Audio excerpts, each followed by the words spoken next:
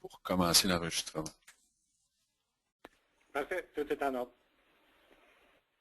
Alors bonjour tout le monde, mon nom est Jean-François Kogofsek de chez Maxam Marketing, aussi responsable du comité éducation de Fenestration Canada.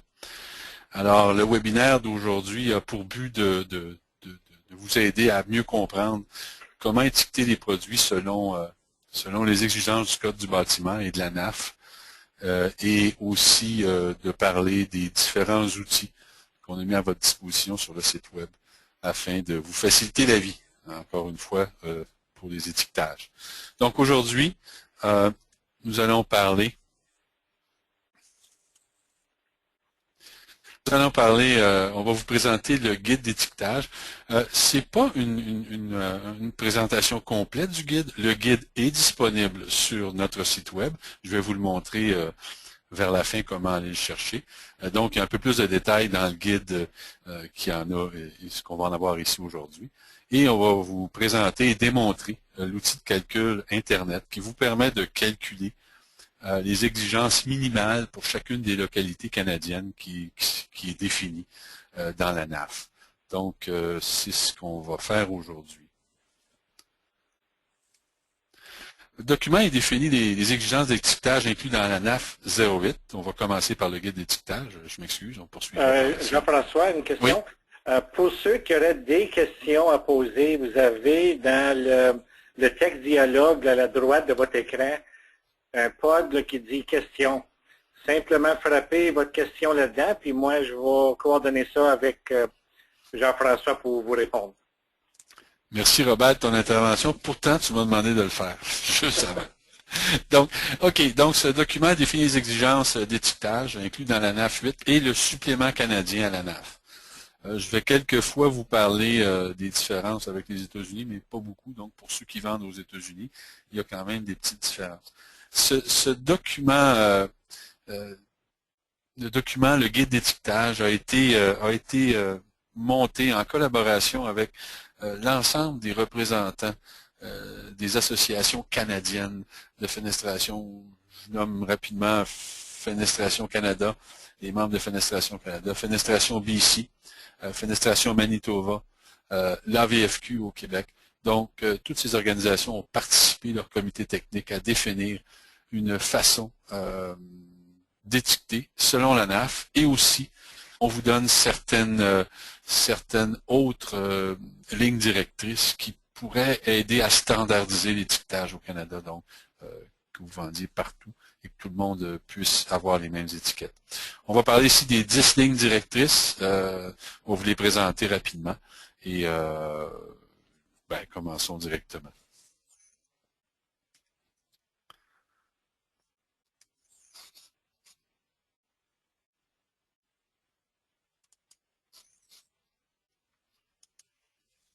Problème technique, voilà. Donc, nous avons émis 10 lignes directrices. Donc, les deux premières sont obligatoires et exigées par la NAF. Les suivantes, on vous encourage à les utiliser, de les suivre afin, encore une fois, d'avoir une standardisation au niveau des étiquettes. Encore une fois, le Code national et la NAF n'exigent pas que vous soyez certifié. Si vous êtes certifié, c'est votre agence de certification qui déterminera le type et comment est composée l'étiquette que vous devez utiliser. Ici, étant donné qu'on n'est pas nécessairement obligé d'être certifié, on n'a qu'à tester selon la NAF et d'inscrire nos résultats sur le produit vendu. On vous indique ici comment ça devrait être fait, donc une certaine ligne directrice pour le faire. Ce qui est exigé dans la norme, dans la NAF, ainsi que dans le Code national du bâtiment, c'est qu'il y a une désignation principale dans la NAF 08, c'est-à-dire, je reviens en arrière, dans la NAF 08, on exige une désignation principale et les trois autres lignes qui sont là, donc les pressions de calcul positives, négatives, les pressions d'essai de résistance à la pénétration d'eau et les niveaux d'infiltration et exfiltration qui sont obligatoires au Canada, donc qu'on appelle la désignation secondaire.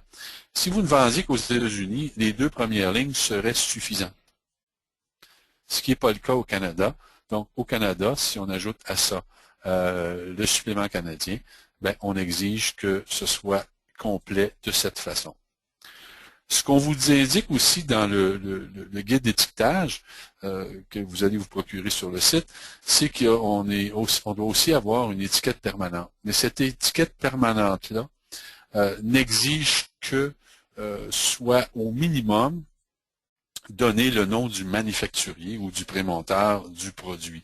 Donc, il peut être soit une étiquette permanente, soit une gravure ou gravé sur le cadre, sur le volet ou même sur le verre ou la quincaillerie du produit. En autant qu'on puisse tracer ou retracer le manufacturier du produit. Ça, c'est l'étiquette permanente qui est obligatoire selon l'ANAF et selon le Code national au Canada. Donc, ça, c'est exigé.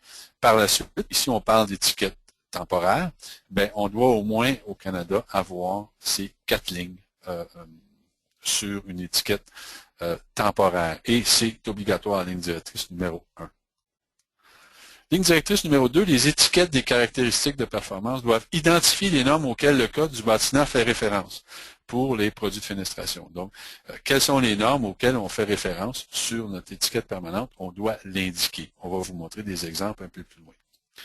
Ligne directrice numéro 3, et là, c'est qu'on sort de l'obligation. On encourage fortement les gens qui vont étiqueter leurs produits à inscrire en conformité avec.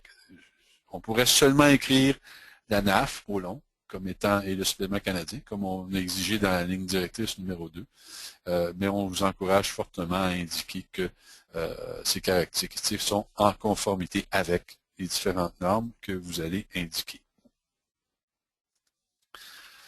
Ligne directrice numéro 4, les étiquettes des caractéristiques de performance devraient inclure l'identification du manufacturier par son nom ou par un numéro de certification traçable, des détails sur la gamme ou la série des produits concernés et pourrait également inclure à la discrétion du manufacturier le type ou le modèle de la fenêtre, genre c'est une guillotine, patent, coulissant. Encore une fois, c'est pas une ligne directrice qui est obligatoire, mais c'est quelque chose qui peut être mis à ce moment-là sur l'étiquette temporaire. Ligne directrice numéro 5. Les résultats des caractéristiques de performance NAF devraient être entourés par un cadre formé d'une bordure simple, afin de les séparer et différencier des autres caractéristiques ou étiquettes de produits de fenestration. Et ici, je vous entends dire une autre étiquette, mais là, on vient avec la ligne directrice numéro 5 de vous dire que ça pourrait être la même étiquette que votre étiquette Energy Star, NFRC, Energy Star ou CSA, en autant que la partie réservée à la NAF soit complètement indépendante et encadrée et non pas dans les sections réservées, par exemple, par NFRC ou par Energy Star ou Ressources naturelles Canada. Donc, il faut que ça soit vraiment encadré et que ça soit juste pour les résultats de la NAF. Mais ça pourrait être une même étiquette qui est divisée en 3 différentes ou 4 ou 5 différentes sections. Ligne directrice numéro 6, la désignation secondaire doit rapporter les valeurs de pression en unité de mesure métrique en Pascal et peut également inclure les valeurs de pression en unité de mesure impériale. Bon, ici, pour faciliter la vie des inspecteurs du bâtiment et de vous-même par la suite, il y a une inspection, dans le code du bâtiment, tous les résultats ou les codes de performance sont en métrique. Donc, pour vous, des inscrire en métrique, vous aurez moins de questions. Est-ce qu'on laisse le soin aux inspecteurs du bâtiment de transformer les mesures impériales en métrique? Pour certains, je leur laissais. Donc, l'inscrire en métrique, ben, automatiquement, vous êtes conforme au code du bâtiment. Mais on peut également inclure en impérial. Nous encourageons aussi l'utilisation des valeurs impériales pour identifier les catégories de performance. Donc, en anglais, DP, puis en français, catégorie de performance, donc CP. Donc, c'est la première ligne, donc la désignation principale. On encourage d'utiliser, par exemple, CP30, CP40, CP25, puisque ça devient comme une espèce de gradation reconnue et connue, plutôt de le mettre en métrique. On peut le mettre en métrique, mais ce que nous encourageons, c'est de mettre la désignation principale, si c'est en anglais DP25, si c'est en français CP25, on verra plus loin l'exemple que ça donne. Voici donc la ligne directrice numéro 8 sur les étiquettes et caractéristiques de performance. Il est permis d'utiliser aussi les abréviations autorisées aux États-Unis pour identifier la désignation principale.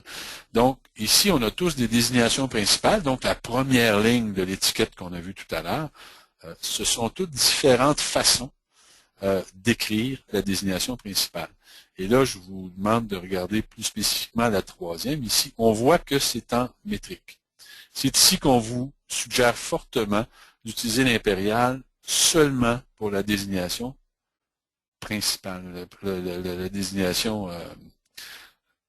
désignation principale, effectivement. Donc, on aurait ici, ce serait préférable de prendre les exemples 1, 2, 4 et 5, afin que tout le monde soit conforme au Canada, qu'on utilise tous les mêmes systèmes de désignation principale. Donc voilà ce qu'on vous encourage à faire. Ce n'est pas obligatoire, vous pouvez le mettre comme la 3 en métrique.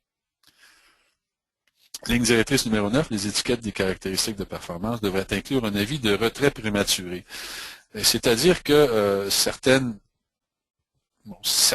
programmes, comme actuellement au Québec, où on demande d'être Energy Star et pour un programme de subvention, pour différents programmes pourraient demander justement que les étiquettes soient là au moment de l'inspection finale, mais de l'écrire sur l'étiquette en disant ne pas retirer et on vous suggère la façon de le faire dans notre guide, donc vous pourriez regarder comment écrire ça sur l'étiquette aussi. Donc, avertir l'utilisateur final qu'il serait mieux de laisser les étiquettes jusqu'à l'inspection et par la suite peut-être de les mettre dans ses dossiers pour futures références.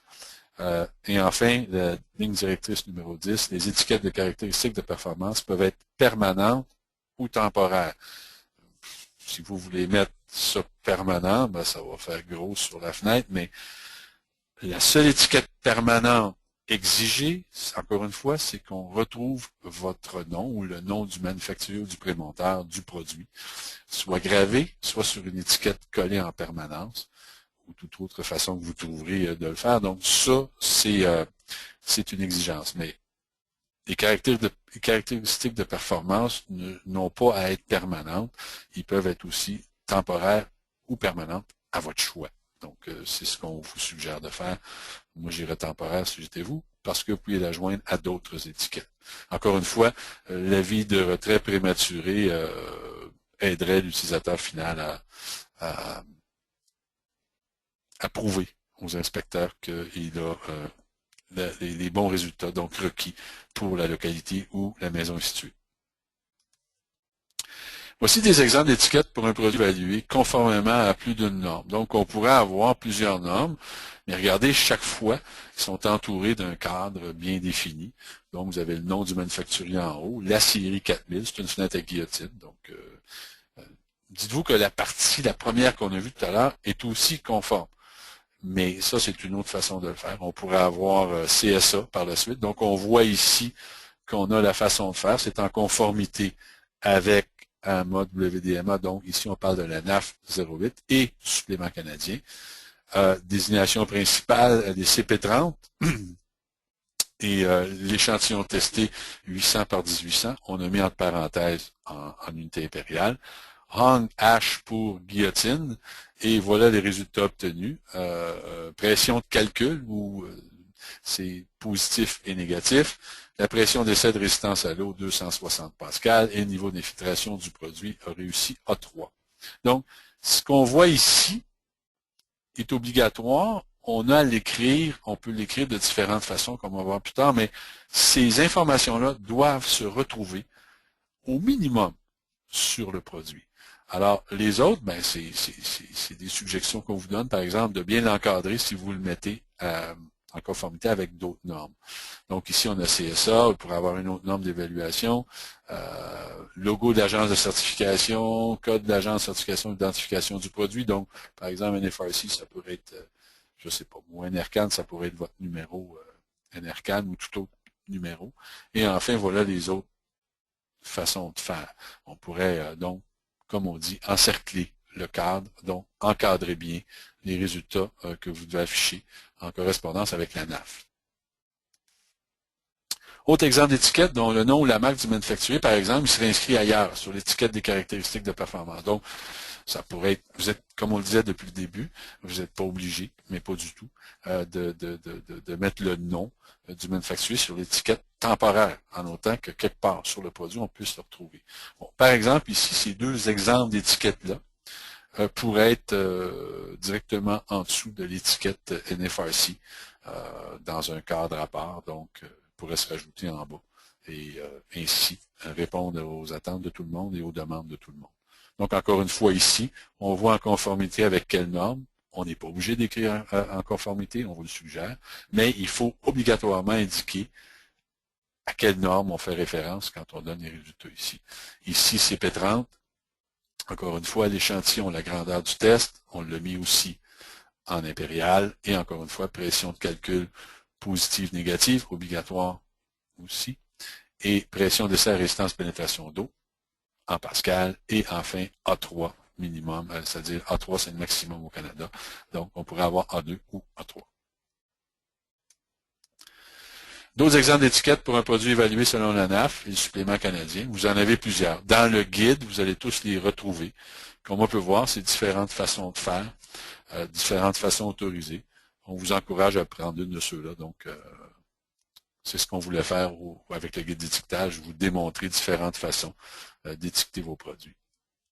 Une autre façon de faire, en voici d'autres. Donc, on pourrait utiliser cette façon-là d'étiqueter.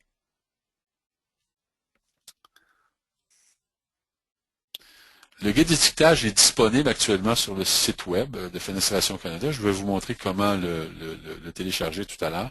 Et dans la section publique du site web, pour donner également l'accès aux manufacturiers, aux inspecteurs du bâtiment et aux prescripteurs, architectes, ingénieurs.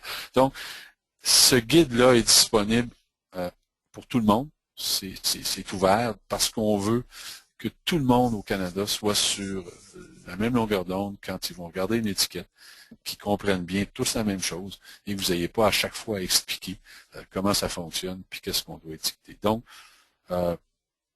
c'est la façon qui a été choisie par les différentes associations de standardiser la façon d'étiqueter les produits. Alors ça finit pour le guide d'étiquetage. Comme je vous dis, c'est un rapide survol. Vous pouvez vous le télécharger et le regarder avec à tête reposée et lire tranquillement. Mais essentiellement, vous allez retrouver exactement les 10 lignes directrices qui vous sont expliquées en plus large. On parle aussi d'étiquettes permanentes. On vous donne des exemples d'avis de retrait prématuré. Donc, vous avez tout ça dans le guide, assez intéressant. Alors ça finit si on... Oui? Jean-François, il y avait une question ici. Oui. Question est, qu'en est-il avec le bilinguisme? Avec le bilinguisme, on a les deux, donc vous pouvez utiliser une ou l'autre. Effectivement, il n'y a pas d'étiquette bilingue, c'est un bon point. Ça m'a passé par la tête quand je traduisais le document. Il faudra, la question est bonne. Je pense qu'on va revenir là-dessus. Je pense que tu vas le prendre en note, Robert? Oui. Okay. Une deuxième question. Il n'y a rien de spécifié sur la grosseur de la police. Il faut que ça soit lisible. Effectivement, la grosseur de la police n'est pas là. Je crois que quand on a... je ne pourrais pas m'avancer, mais au minimum un 10, là.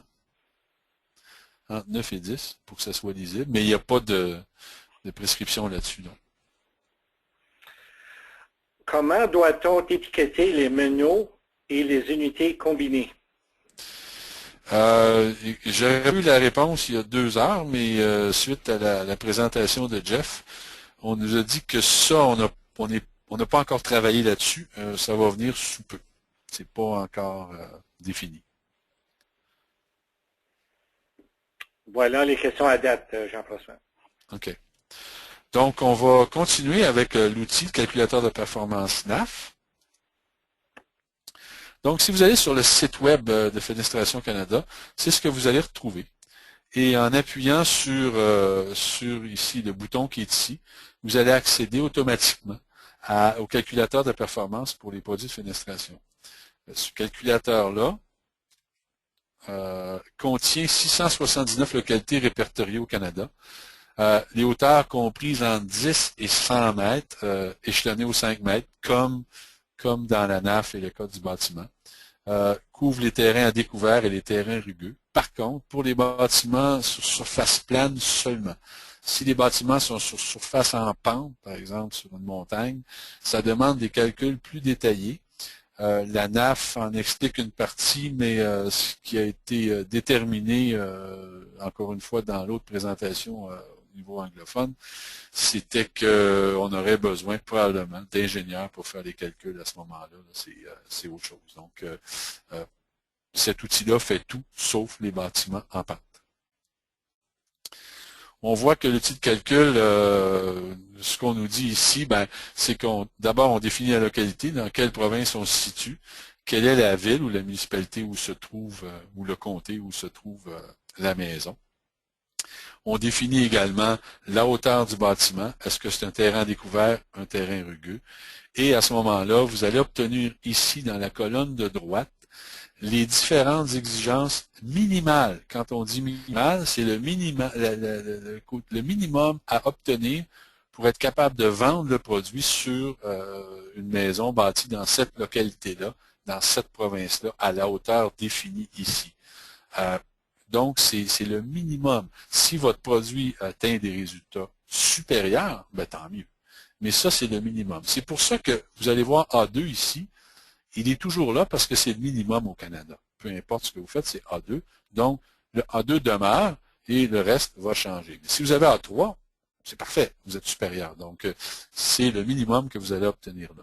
Vous avez aussi une section pour écrire les notes sur le projet. Par exemple, vous écrivez ce que le projet est situé où, qu'est-ce qui est fait, combien d'étages et tout ça, pour vos notes personnelles et pour, si jamais vous voulez remettre ce document-là à un architecte, et vous appuyez sur Print en français, donc imprimer, et vous obtenez, on va le voir tout à l'heure, on obtient une feuille avec tous les éléments que vous pouvez remettre à ce moment-là à votre client, à un ingénieur, un architecte qui en font la demande, et même un officiel du bâtiment, donc un inspecteur en bâtiment. On le voit encore une fois ici, donc en plus gros, ce qu'on va obtenir à ce moment-là. Exemple pour Laval, on a fait un exercice pour Laval, à 10 mètres, terrain découvert, voici les catégories de performance ou les exigences de performance minimales. Donc, on demande catégorie, donc un CP minimum de 20. Pression de calcul positive minimale et négative 960 pascal. Donc, comme vous voyez, on l'expliquait tout à l'heure, ici, on est en impérial. C'est la façon d'indiquer qu'on vous suggère pour la désignation principale.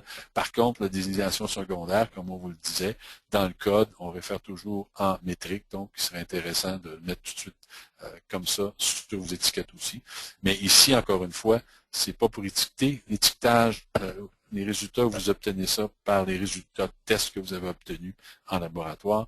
Ici, on indique le minimum pour le territoire. Donc, en présentant ça, par exemple, à un inspecteur du bâtiment qui veut avoir le minimum sur son territoire, où vous allez bâtir la maison, comparativement à votre étiquette, il comprendra si c'est supérieur et ça respecte le code du bâtiment pour la région. Encore une fois, vous inscrivez des notes au bas. Avant d'arriver aux questions, j'aimerais vous faire une petite démonstration. On va aller ici. Moi, j'ai une autre question ici. Oui, oui. Si la ville n'est pas répertoriée dans les 679, est-ce que le code postal qu'on met nous apporte à la ville à proximité? C'est absolument des régions. La localité, c'est. Par exemple, moi, je suis à Saint-Bruno, j'utiliserais Saint-Lambert qui est là à ce moment-là. Donc, c'est la façon que j'utiliserais pour le faire. Donc, comme on voit, non, ils ne sont pas tous indiqués, il faut être un petit peu créatif, mais les gens de la municipalité où vous allez travailler devraient être en mesure de vous dire sur quelle base ils travaillent, avec quelle localité. Donc, vous pouvez y travailler. Mais par exemple, Montréal, c'est assez clair. C'est sûr qu'il y a des petites localités, comme je regardais, moi où je suis actuellement, je vous parle de Saint-Bruno, il n'est pas là, Saint-Bruno de Montarville, donc moi je prendrais Saint-Lambert. Saint-Hubert n'est pas là non plus, donc il n'est pas là. Donc, j'imagine que c'est Saint-Lambert qu'il faudrait se servir à ce moment-là. Ici, on peut voir, là, je suis sur le site web. Ici, on choisit notre province, donc, on est au Québec. Localité, on va regarder justement, j'aurais Brossard. Par exemple, si je veux être à Saint-Bruno de Montarville, je dirais où? Brossard est plus loin que, admettons que je choisirais Saint-Lambert. Et que je me dirais, bon, ben, c'est une bâtisse condominium, c'est 30 mètres, c'est haut quand même. Terrain découvert, je suis face au fleuve. Voilà, les minimums viennent de s'inscrire ici. Donc, catégorie de performance minimale, c'est 35 en terrain découvert, 1684 pascal pour les pressions positives et négatives, et 330 pascal pour la résistance à l'infiltration d'eau. Minimum A2, comme on vous dit, est toujours là, parce que c'est le minimum dans tout le territoire canadien. Cet outil-là, comme on disait, vous permet de dire, bon, ben, en terrain rugueux, voilà, ça vient de changer. Donc, terrain rugueux, c'est des terrains, c'est un endroit où il serait protégé. Donc, l'édifice à condo ne serait pas sur le bord de l'eau à Saint-Lambert, mais plus dans les terres, et donc protégé par d'autres bâtiments environnants. Et donc, on voit que ça a baissé, donc le minimal a baissé pour chacune de ces performances-là. Je viens changer la hauteur. Finalement, c'est un bungalow que je construis en terrain découvert. Ben voilà, on obtient ici les résultats. Donc, c'est très pratique quand vous avez à démontrer pour une localité précise ou pour un endroit très précis les résultats minimaux à obtenir, soit à votre client ou soit à un officiel du bâtiment là, qui vous le demanderait. Par la suite, je sais que Robert va me demander, donc ici, on peut faire print. Et on obtient ce document-là qu'on peut imprimer pour remettre justement à la personne que vous devez le faire. On fait ici référence avec une clause de non-responsabilité de Fenestration Canada. Donc, ce qu'on vous dit, c'est que le présent site contient aucun avis juridique. Les calculs sont présentés par Fenestration Canada, un organisme sans but lucratif, à titre d'orientation générale et d'information technique. Référez-vous à la norme CSA 440. Donc, ici, on parle de la NAF supplément canadien. Pour confirmer vos calculs, veuillez consulter un avocat ou un comptable ou un professionnel en matière d'assurance avant de prendre une décision. Ceci étant pour éviter la responsabilité de Fenestration Canada. C'est un outil qu'on vous donne, mais c'est évident que devant tout litige, c'est la NAF qui va et le code du bâtiment qui vont déterminer les exigences minimales exactes. Donc, mais quand vous êtes dans une localité, par exemple, si vous êtes à Saint-Bruno, ben, il est évident qu'au niveau résidentiel, l'inspecteur en bâtiment va connaître les exigences. Donc, il va connaître la catégorie minimale au minimum dans sa région, les pressions de calcul positifs requis, et ça en terrain rugueux ou en terrain ouvert. Donc, à ce moment-là, s'il parle d'une résidence, lui, il y a peut-être 2-3 chiffres à retenir. C'est pas compliqué. C'est assez simple. Donc, à vérifier auprès de la ville. Une question encore? Oui. Faut-il prendre la ville de NAF 08 ou Code national du bâtiment 2010? Ce sera toujours le Code national qui l'emporte. Et d'ailleurs, il y avait des différences entre la NAF et le Code du bâtiment. Ça a été corrigé dans la NAF, c'est-à-dire ça a été corrigé dans l'outil de performance, de calcul de performance ici, et dans différents exemples qu'on aurait pu vous donner. Donc, effectivement, c'est toujours le Code du bâtiment qui prime. Est-ce qu'il y a d'autres questions à ce niveau-là? Pas dans le moment. À un moment donné aussi, Jean-François, tu vas leur montrer comment ils peuvent télécharger le guide d'étiquetage? Tu lis dans ma tête.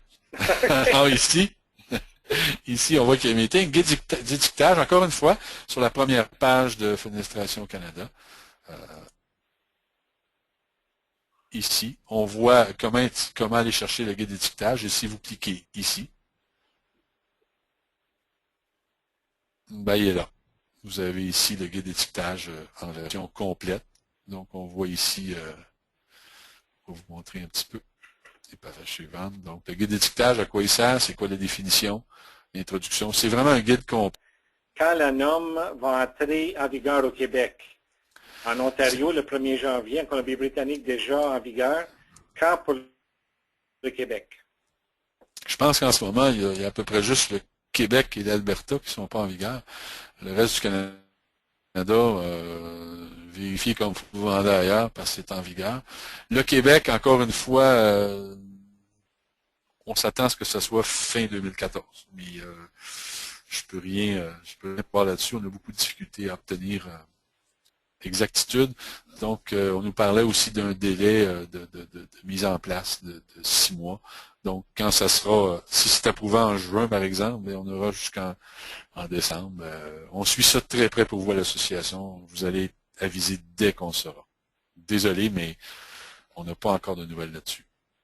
On sait que ça doit être donc mise en place bientôt avec une extension de 6 mois pour le final. Donc, on attend de voir quand est-ce que ça va sortir. Et vous serez avisé, ne vous inquiétez pas. Et par Fenestration Canada, et par l'Association du Québec.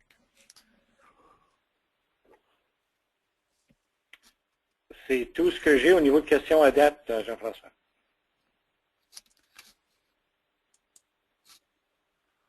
OK, alors s'il n'y a pas d'autres questions, je vous remercie beaucoup d'avoir participé. Un instant, Jessie. Est-ce qu'il y a le même genre d'outils pour le Code national du bâtiment 2010? Le Code national du bâtiment 2010 réfère à la NAF. Donc, c'est ce que vous avez là. Donc, l'outil qui est là est en référence avec le Code du bâtiment 2010. Une autre question marquée, est-ce que les membres de la IPVFQ ou la VFQ ont accès au site Internet de Fenestration Canada ou il faut être membre de Fenestration Canada? Comme je vous disais tout à l'heure, donc dans ce cas-ci, dans le cas de l'outil et du guide, Fenestration Canada a décidé de le publier at large afin que, encore une fois, tout le monde soit sur la même longueur d'onde à travers le Canada. Donc, vous pouvez vous télécharger, que vous soyez membre ou non. Vous pouvez utiliser l'outil, que vous soyez membre ou non. C'est bien ça, Robert, hein? C'est bien ça, oui. La seule autre différence, c'est que, comme les membres le savent peut-être, il y a maintenant une situation où on peut faire demande pour statut affilié. À ce moment-là, si vous qualifiez, l'entreprise aurait le droit aussi à avoir accès au portail des membres du site Fenestration Canada. J'ai une autre question ici. Pour l'étiquette permanente, peut-on utiliser celle de NAMI qui indique déjà le fabricant? Bon point. Ceux qui sont avec NFRC et qui ont l'étiquette permanente avec leur nom dessus, eh oui, c'est fait. Donc, vous n'avez pas à inventer une autre étiquette permanente, elle est valable.